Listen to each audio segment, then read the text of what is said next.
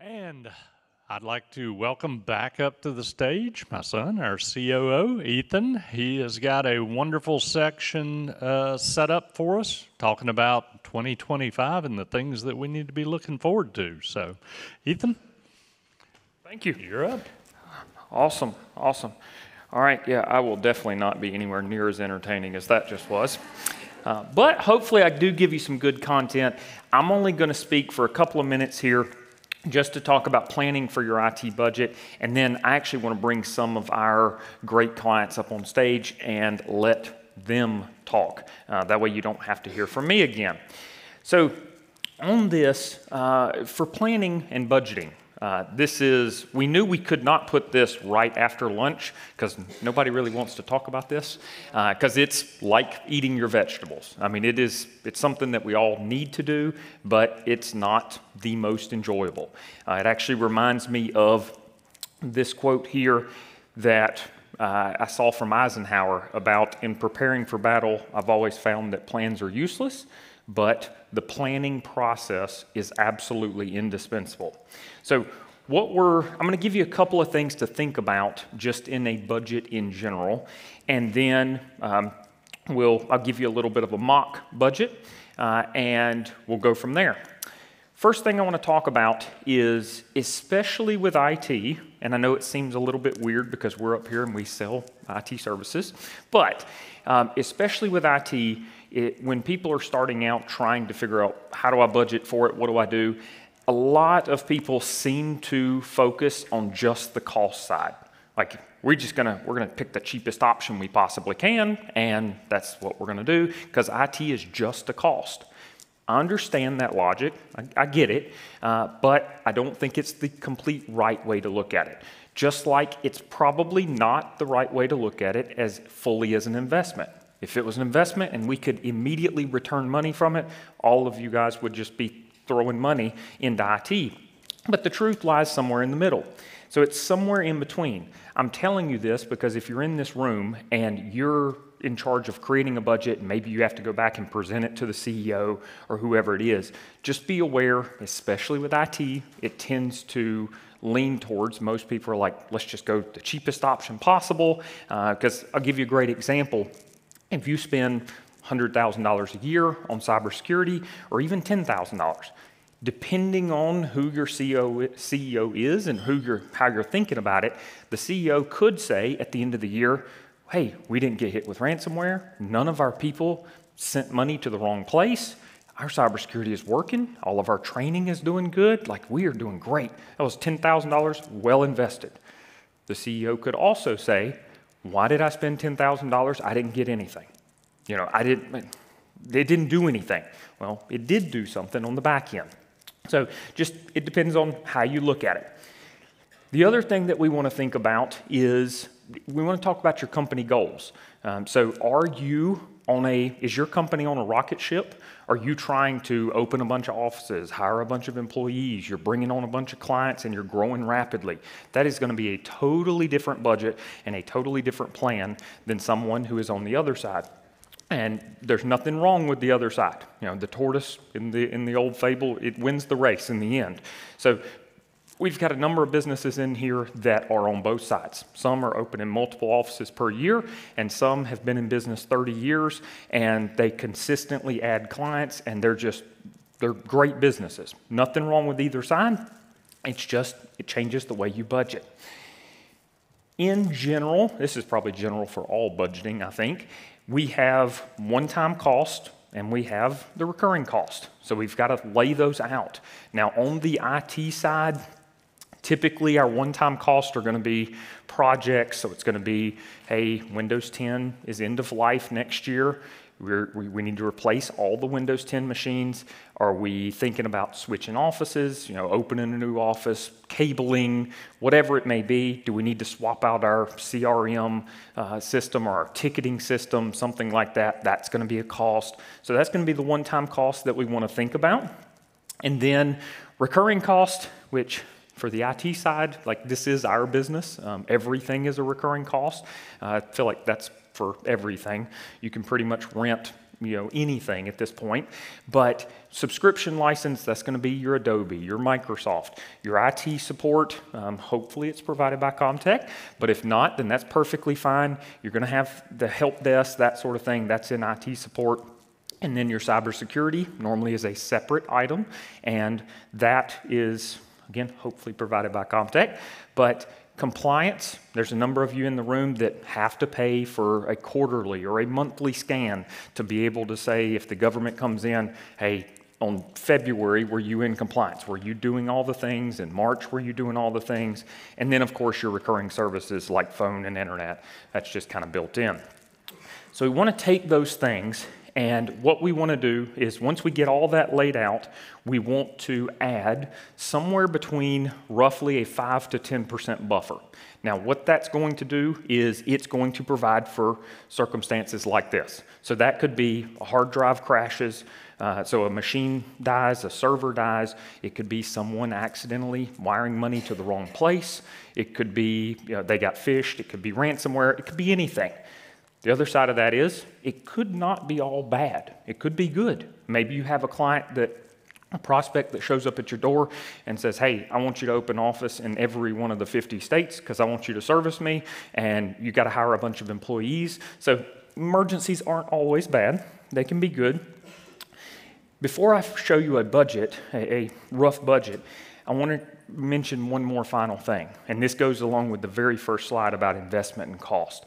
So especially people that are starting out on the budgeting frame, which I'm the same way. I tend to focus on the first side on the dollars. I immediately go, okay, let's focus on the dollars. But we also want to think about that other side of the time. And there's some other benefits that if you get a budget together and you work with us or you work with whoever does your IT now, you can move some dials and you can twist some things that maybe you spend just a little bit more money here, but we can show you how it's going to change things. Good example is, I know one of the clients in the room, they replace their machines every 3 years, no matter what. And when I say they replace their machines, I mean they replace their laptops, their docks, their monitors, their keyboards, their mouse. They replace everything. Does not matter. And the primary reason is because they have went and looked and said, if our employee is down for an hour, it's a serious problem, and we just don't want it. Now, I've got other clients in the room that are like, if my employee's down for an hour or they're down for a day, we've got a spare, we'll make it work, it's not the end of the world. It's fine either way, it doesn't really matter, we just want to think about it. Now, on that rough budget, as I was saying, I would show you these numbers I just threw up there, so please do not take this as gospel. But for a company that has 25 seats, so 25 employees, next year we're going to replace 10 workstations. We're going to replace the wireless system because that needed to be replaced in this fake example. And recurring, we're going to pay ComTech for 25 workstations. We're going to have some email license, that sort of thing.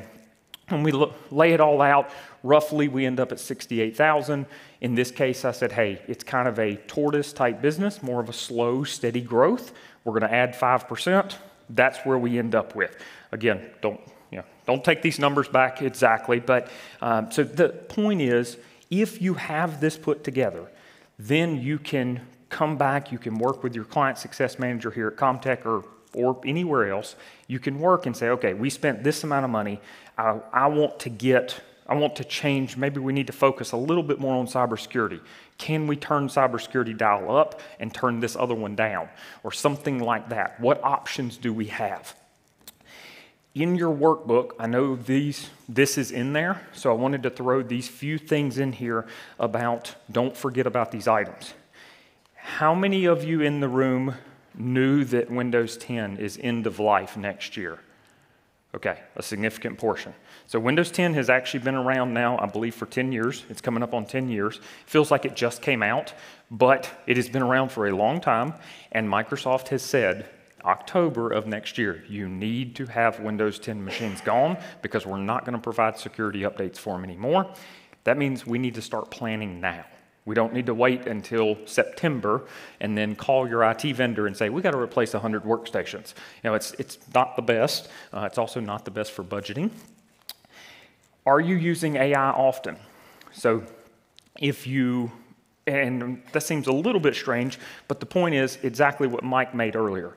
If you're using the tools that are available to you, the hope is that you are going to leverage the technology, not have to continue to hire more employees, that sort of thing. Confirming cybersecurity training. We have a lot of clients that have cybersecurity training. We try to go over with our clients, and we've got a lot of clients that do a great job. But we also have other clients that have the cybersecurity training, but maybe don't do it quite as much. They don't focus on it quite as much.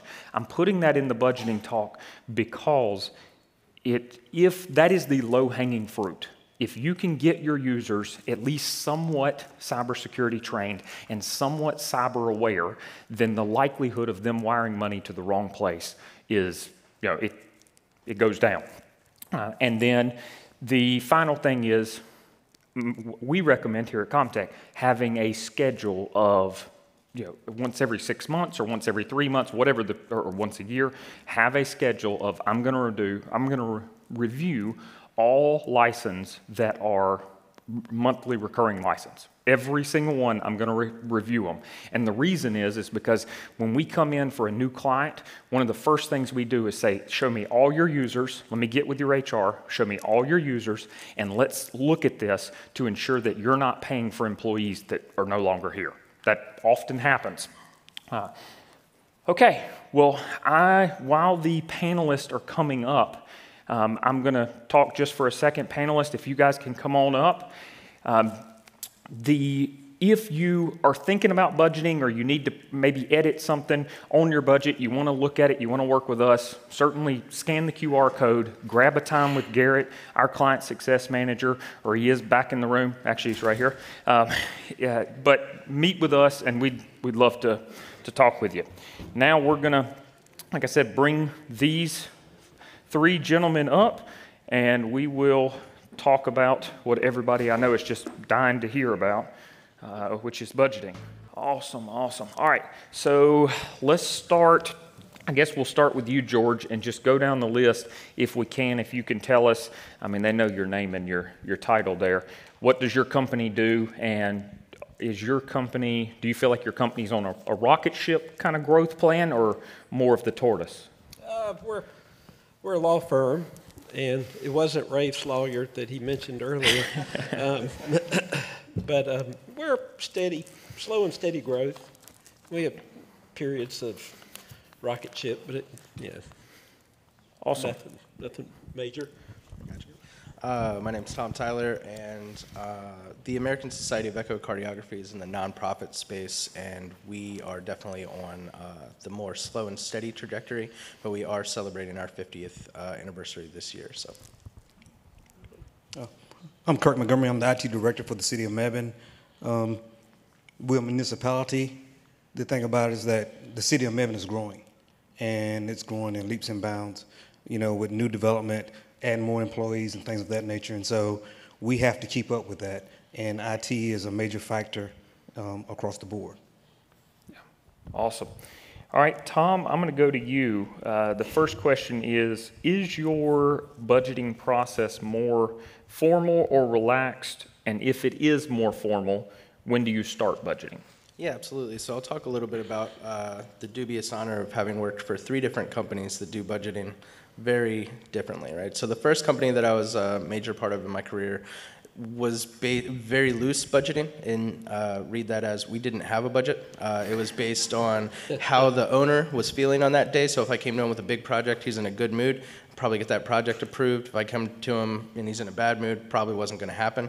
So least formal, not effective, very hard to manage a budget that doesn't exist and doesn't have bounds. Second company I worked for had a lot of had formal constraints, but they wanted to see return on investment, right? So you talked a lot about cost versus investment. They wanted to see a line item that matched how they were going to make money off of this if they were going to spend money on it. And a lot of times, as you know, cybersecurity, you're saving money, but you're not making money, right? You're protecting the company, protecting your data, but you're not making a return on that investment other than staying safe and keeping the business running. My current role, I have a very formalized normalized budget, we start budgeting based on actuals in September, and we look at end-of-year review, and then we budget based on that. And it gives a very clear picture of what to expect. We know what to expect from recurring costs. We know how to budget for projects, and it makes it really nice to, you don't have to wonder about whether you're going to do this project in a given period or not, because you budgeted and scheduled it around some. Perfect. Yeah, Kirk and George, if you got anything to add on that, on how you, is it more formal or relaxed? I mean, I know yours is super formal, I feel like. Yeah. As a matter of fact, we actually started budgeting this week. And so we have to bring in all the department heads because you have police, you have fire, you have recreation, you know, and it's a very detailed process because what we have to do, we have to look not only at what we're doing, but what every other department is doing. And so we have to look at what the capital improvement projects are, how that's going to impact the overall budget for every department. So it's a big challenge for us, but it's very effective. Our city manager pulls us in together. We have monthly staff meetings to really go through this process. And once we get involved more in detail with it, like in September now, I say by December, we'll have our budget laid out. And what we have to do then is that each department has to pull in a presentation, and then we have to actually present it to the city council, so that they can see everything that we're doing. But we want to make sure that the projects that we have, that there's no overlap in the different departments. And now your budget, I know, is a little bit different, I believe, because you're not budgeting January to December, correct? No. You're budgeting, what is the city's on? We're budgeting from July to June. Yeah, so from July to June. So yes. Yeah, when June's up, I mean, what, we're 2-3 months past June, you're already starting to budget for the next year. Correct. I mean, we just got the new budget, you know, in July, and now we're getting ready to budget again for the fall, for the next year. George, are you that formal? Yeah, we're formal. I'm a CPA who thinks he's an IT guy. So I'm involved in budgeting from the, you know, overall firm, but I'm responsible for IT, so probably way more formal than it would be the partners, or, you know, we have 23 owners. They really don't require the formality. They just want to make sure, you know, we're not spending more than they think we're spending. But without a budget, I have nothing to go back to them to show, you know, how we perform. So, and it, you know, it just helps me stay on track too. Yeah, for sure. George, I think we'll stick with you. How do you decide when it's time to replace or upgrade hardware? We're like your example. We're on a 4-year cycle. It's easy for us because we're pretty much all in the cloud, so very little infrastructure. You know, I don't have server racks like, you know, you guys probably do. And we have firewall, router, and laptops for the most part. And so we try to every 4 years replace those, and we you know, try to do a piece of those each year so we don't get overwhelmed. We don't try to do, you know, all 50 laptops, you know, the same year. Yeah, makes sense. Tom? Yeah, we're on the same kind of cycle, 4-year rolling. We warranty for 5 years, and then that gives us a year of hot spares. So we replace in the 4th year, keep it in case something goes wrong, and then so we're always rolling on that 4-year cycle. Well, that's interesting. We're 4 years, but we warranty for 3 years and hold our breath for the last year. See, there's a lot of different ways to do this. What about you, Kurt? And so, you know, being with the city and being a municipality, before I came, it was like when something breaks, fix it. And so now, you know, we're on a 4-year cycle, and we try to make sure that we have all our equipment put in place. And then what we look at as well, because of the budgetary constraints that we have, we, you know, look at extending warranties on servers and things of that nature so that we can get as much life as we can out of those because of the budgetary constraints. Yeah, that makes sense. Kirk, I'll stick with you. How do you educate your employees about cybersecurity, and is that cost included in your IT budget? It is included in our IT budget because guess what? We use cyber armor. Yeah. All right. Now, I did not tell him to say that. But no, I mean, ComTech has been a very good partner with us in the city. One of the main things that I still have a concern about is that, you know, we have employees who don't take the training as they should. So I'm working with our HR department to look to see, okay, on our performance evaluation, can we include them ensuring that they take their cybersecurity training and understand that, this could save the city millions of dollars, if we ever get hit. And so these are some of the things that we're looking at to try to, approach it from that perspective. Yeah. Tom, we'll just keep going back down this way. Yeah, absolutely. So we're brand new to ComTech, so we haven't started using CyberArmor yet, but we are using KnowBe4, and we do a similar process, except instead of going to HR, we kind of just knock on doors and make sure people are finishing. They don't want to see me and Brandon walking by their office. So. Okay, George? and we used to use KnowBe4 as well. We're in the legal field, and there's a provider, Mimecast, which has grown outside of the legal field now, but that's where they got their start. And they do awareness training and phishing tests. So we're on a monthly schedule with them. We're in CyberArmor as well, and looked at the product, awareness training and education. The CyberArmor, and it was great. It's just that Mimecast was more tailored to attorneys, which are a unique group of people. So we went that route. Awesome. Awesome. So, Tom, I'm going to come to you on this one. So, especially in the last few years, it's been, at least for us, we've had to try to explain to clients typically that when you think, a few years ago, it was like, I'm going to get an IT vendor like ComTech. I'm going to get them, and they're just going to protect me, and that's it. So we would call it like IT support.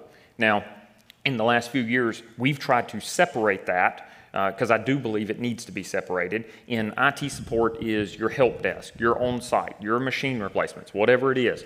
And then cybersecurity is separate. Like it's a whole nother package. Now, ComTech, we try to bundle it and make a nice, clean package. But how do you balance cybersecurity investments with your other IT needs? Yeah, absolutely. It's a great question. So we treat cybersecurity as its own line item of the IT budget. We always evaluate new vendors in the space, and then we work with our partners like a ComTech to say, like we just had the conversation last week about LionGuard. Like we saw LionGuard, you guys are talking about it. We want to always be on the cutting edge, but not the bleeding edge. I don't know if the room knows the distinction there, but bleeding edge is like it's brand new and the salesperson has told you every single thing it's going to do for you and how it's going to make your life great, but it's not really tested or mature in the market. So we want to be on the cutting edge where these products are tested, they're known to work well with your stack, they don't cause any other issues, but they're not duplicative of services that you already have, they don't cost an arm and a leg, and you hear from other people that are using the service that they're working well. So. Awesome. George, do you separate the cybersecurity side with the IT support, or do you just think of it all as one, or how do when you're talking to your partners, how do they look at it? I was sitting there pondering the question because when I first got to the firm 6 years ago, we didn't have cyber insurance. So the word was really never used. And, just as recent as this past year, we had a couple of incidents that were human error, hence the importance of awareness training and, consistent education. But in that 6 years, cyber has moved from, a must-have, a need because clients ask, do you have cyber insurance, to a must-have now because of, we want to protect our reputation as a law firm. That's probably one of our most valuable assets, and we think that's most at risk. So it's certainly a separate line item now and a ever-growing line item too. So. Yeah, very true. And so my encouragement is don't wait till you have that justification to budget for it. Do it in advance. So. True. Kurt? As you all know, Ethan, I came to you all when I first came to the city because we didn't have any cybersecurity at all. And so we were able to work through ComTech to actually implement that because the city was just an open door. And when I actually worked for the state before I came to the city of Mebane. And, I was used to having the cybersecurity infrastructure put in place based upon how the state has set it up. But working with you all was a great way of getting things put in place. And, it's included in our contracts that we have with you all. It is separated out with the cost on a different line item, but that's what we use. Yeah, very true. I want to take off something you just said, George, which I think is, at least for me, probably because I'm so embedded in cybersecurity and that sort of thing, it's starting to become more of a thing, what you just said, which is your clients are now asking you about it. of how are you, I mean, what is your cybersecurity posture? And what I mean by that is, I remember 5-10 years ago, we would go to an IT conference and go to the vendors, and we never really thought to ask the vendor at that time, 10 years ago, like, okay, I'm going to use your product, I'm going to store some of my data, maybe that's my ticketing system or whatever it is. It almost never came up of, okay, tell me how many servers you have, how are you backing them up, how are you going to protect the data that I'm putting in your platform? And I'm starting to see that more and more. And our clients, you guys, are now starting to come to us saying, okay, you have a lot of our information, where are you storing it? How are you backing it up? Because you guys ask us, how are you treating because it's your data. You know, it's your information, your passwords. So just the point is, I think it's actually coming full circle now where I think that I believe the businesses that think about this stuff right now are going to be in a much better spot than when you go to sell your product and that in person says, tell me about your cybersecurity insurance. Like what are you doing to protect yourself? And if you have a really good response, like, well, you know, here's all the things that we do, then it just makes life a lot easier. George, I'll go back to you. How do you plan for emergency IT support needs, and do you budget for this? For the most part, we insure against the major incidents, and then we budget for the retention or deductible. So that's, and we, like you said, some percentage.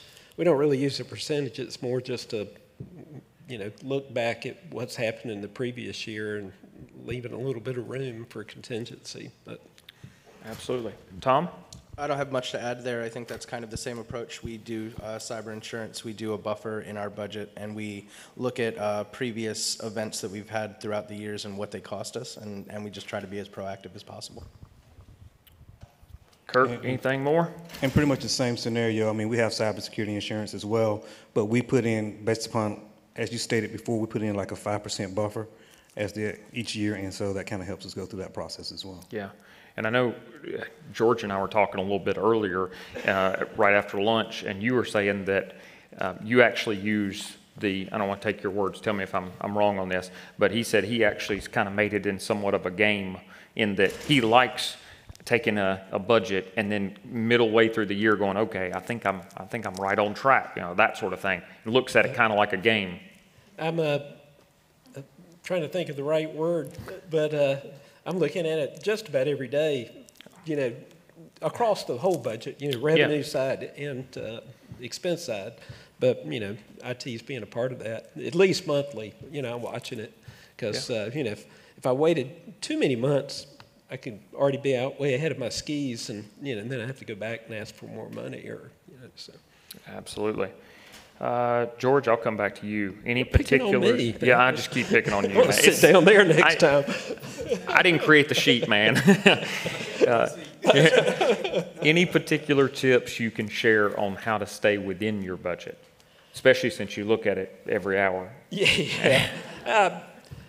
For me, again, my background is finance, so, I'm used to being in the general ledger, chart of accounts, categories, whatever you want to call it, how you break up your budget, from an IT budget, software, hardware, maintenance, security, training, whatever it is, and then having a good understanding, close relationship with accounting so that and IT, me, having visibility into how the invoices coming in are being coded, whether, I code it and give it to them or they know and they just code it, and then monitoring to make sure everything's kind of landing in the right buckets. Because, if IT is the line item in your budget and on your general ledger, when you're looking at all this stuff, it's going to be really difficult to figure out, where you've gone off track or, what resources are unspent that you might, like you say, you see a different need later in the year and you've underspent in a certain area and you can, move that money. So. Absolutely. Tom, anything different on how you stay in budget? Yeah, so I manage several departments for ASC, and so I have shared teams with each of the departments, and we kind of drop a copy of the budget spreadsheet into the teams. It becomes a collaborative document. We add a column, so we have our budget as of 2024. We add a column for EOI projection or like actuals, and we each month as we pay bills or we fill in actuals, so that way if my CEO comes to me, I'm not caught unawares. Like I know exactly what I've spent up to that date. Our accounting firm sends us our GL actuals each month, and we just keep it up to date. So at any given time, we can tell how well we're doing on a particular line item. Awesome. Kirk, anything different? And so each month we get an outline of what our budget, what our expenditures and everything that are set out. But what we do, I meet with every department head each month to talk about this. We also look at what we can do as far as the contracts and stuff that we have in place to see if we can renegotiate contracts that are coming up and so forth. And so even like within just this couple of months, I was able to renegotiate a couple of contracts with like our copier vendors and so forth and save like $28,000. So these are the types of things that we look at. Yeah, perfect. And if you've got it all line itemed out, then it makes it easier to go back and say, I haven't hit this particular vendor up for a renegotiation in quite some time. If it's all one big line item that says IT, right, it's hard to determine. All right. Can you share a challenge? Gosh, this comes back to you, George. Sorry, buddy. Can you share a challenge you faced with IT budgeting and how you overcame it? The defense of the budget is how I put it. Fortunate that there are a lot of metrics available for the legal profession from an expense standpoint. And it's usually measured as a percentage of revenue. And, as costs increase, there's talk now about people going from virtual back to on-prem because software cost just keeps going up. Everybody's on a subscription now, and those costs just keep going up. And, for the people outside of IT, they have no clue, kind of what's going on. So, have to have something to tie our expenses to say, hey, look, we're not out of whack. So we keep track of our metrics against those published metrics so that, if most law firms of our size are spending, say, 5% of their revenue on IT and we're spending 3%, it feels like a lot when you're standing there asking for the money at the partner meeting, but, when you can say, hey, look, our competitors, in this market are spending this much more than us, we're really not, out of line. So. Yeah. Tom? Yeah, I think one of the unique challenges that we have is that we always want to support our staff in whatever it is that they do or whatever they need to make their job easier. And so staff will routinely come to us and say, hey, there's this new product and we want it, and it's got to live in the IT budget, and it's the middle of June and your budget was set last November or whenever. And it's like, how do we get this product and how do we make it work? So one of the things that me and Brandon do is we evaluate the product and we evaluate alternatives. Our rule is the rule of three. We always look at 3 products before we make any decisions. And much to your earlier talk about what's hidden in the Microsoft suite of services that you don't even know about, for a while we were using Dropbox, Box, and SharePoint and OneDrive. And I'm like, why are we paying these other services? We already have OneDrive included in our license. We already have SharePoint included in our license. So we always do that. We say, like, here's some alternatives. Can we look at these, especially if it's mid-cycle? Can we get what we need out of these? And if we can, great. And if we can't, let's make a pitch for it in this coming cycle. If it's a hot need and they need it right now, we'll make it work. But otherwise, let's wait until the fresh cycle and let's evaluate alternatives. Yeah. Kirk, any challenge you face with IT budgeting, with all the people you have to get in line to get to agree, I should say? Yeah, because you have to look at it because everyone has their own kingdom in a city. You have the fire department, you have the police department, parks and everyone wants to do their own thing. So what I had to do was work through that process and say, okay, the software and stuff that you have, we need to pull this into one location. We need to evaluate to see if the software that you're using is compatible with anything that we need at another department. And so the consolidation of products was a major thing that we had to work through and pull everyone into the same approach, because everyone wanted things the way they wanted it. Rather it cost more or whatnot. It was just an approach that they were used to having. And so corralling everyone in and going through that process was a big deal for us. Yeah, that made me think, those two examples. I also used the budget to control expense and actually help protect the firm, because same situation. When I got there, we had Box, Dropbox, share file, net documents, and we had client data. I guess I'm not saying anything out of school here, but we had client data spread across those platforms, and for the most part, secure. But if I don't know what's out there and Dropbox announces a breach, then I've got to spend a tremendous amount of time, figuring out who's gone rogue and opened up a Dropbox account or whatever. So, we've used a budget to say no to stuff that, really didn't have a reason to say no before. That's the ground I stand on. I was like, no, you can't have those because we haven't budgeted for it. We're going to shut it down, so. That's what I was going to say. I think I just gathered something that I like, that I need to make sure I review our budget, just because primarily our CEO loves to go to these conferences and see a shiny penny, see the next software that's really cool. I mean, it's really cool. And he comes back and he's like, yeah. and he's like, hey, get it done, man, implement it. And I'm like, oh gosh. Oh, no. So we have a rule now. He's not allowed to sign any agreements or any contracts without at least running it past us. So that way I don't get it dropped on, and you got to think about it from a whole perspective, because we may have another tool that does a lot of what that new tool was. And then now I've got, instead of one, I've got 2 or 3 tools. All right. And the final question I have for you guys is, Tom, we're going to start with you. I'm not going to George again. Not at the beginning. Do you have any tips for anyone who has never budgeted but wants to? They want to start. Yeah, absolutely. So start with your actuals. Collect up your bills from the previous year. Add up all your vendor costs. Anything that is a known cost, right? You've been paying it for years. Just add it together, put it on a line item.